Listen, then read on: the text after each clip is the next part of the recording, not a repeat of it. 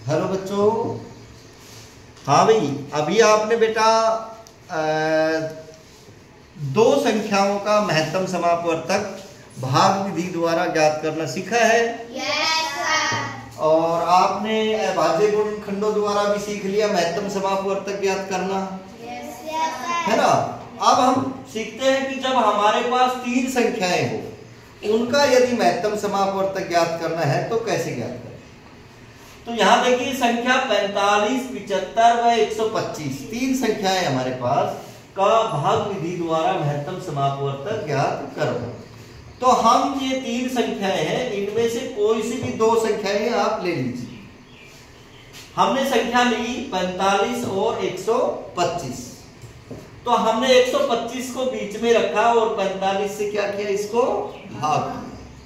45 का पहाड़ा पढ़ेंगे हम, तो 45 दूनी 90 और 45 दिया 135 हो जाता है, और जो ज्यादा चला गया तो 45 दूनी 90 हो गया। अब घटाने पर हमें कितना प्राप्त हुआ, 5, 12 में से 9 गए 3, 35 प्राप्त हुआ। इस 35 से हम किसको भाग करेंगे, इस 45 को। तो 35 से कम 35, घटाने पर प्राप्त कितना हुआ, 10।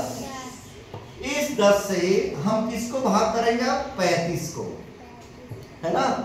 तो 10 दिया 30, 30 को घटाने पर प्राप्त कितना हुआ, 5। इस 5 से हम किसको भाग करेंगे, अब बोलिए, 10 से 5 दूनी 10, शेष हमारा शून्य बच गया।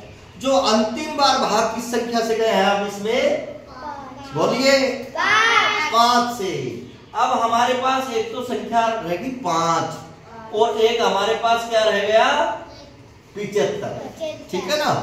अब हम क्या करेंगे, जो अंतिम बार जब तीन संख्याओं का ज्ञात करना हो तब, तो दो संख्याओं में जब अंतिम बार जब जिससे भाग जाता है, एक उस संख्या को 5 को, और जो बच गई संख्या हमारे पास 75, उसको भाग करेंगे।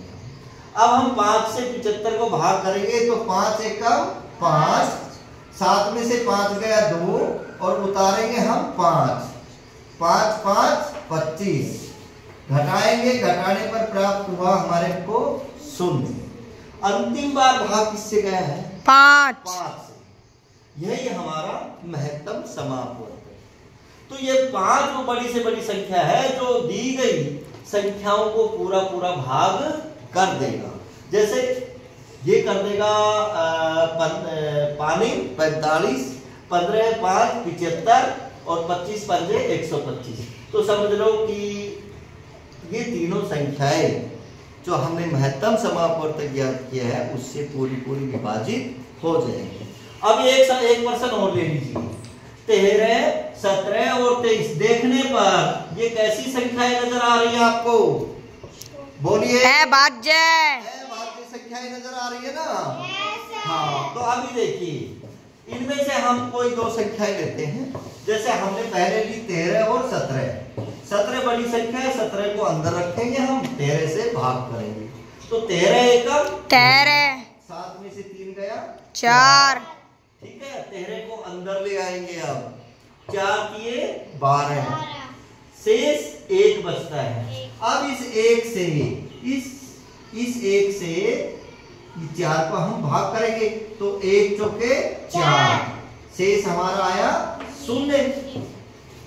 अब जो अंतिम बार इस संख्या में भाग किससे गया है, बोलिए, 1 से। अब एक ये बचा हमारे पास और दूसरी संख्या हमारे पास 23।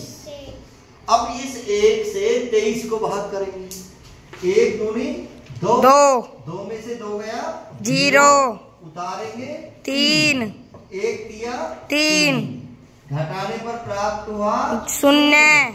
तो अंतिम बार भाग करने पर क्या प्राप्त हुआ, अंतिम बार जिससे भाग किया वो संख्या 1। अतः महत्तम समापवर्तक बराबर 1, क्योंकि ये तीनों की तीनों अभाज्य संख्याएं थी, और अभाज्य संख्याएं केवल 1 से भाग होती हैं या स्वयं से भाग होती है। इस प्रकार हम तीन संख्याओं का भी महत्तम समापवर्तक ज्ञात करना सीख सकते हैं। तो आप भी ऐसे सवाल करिए।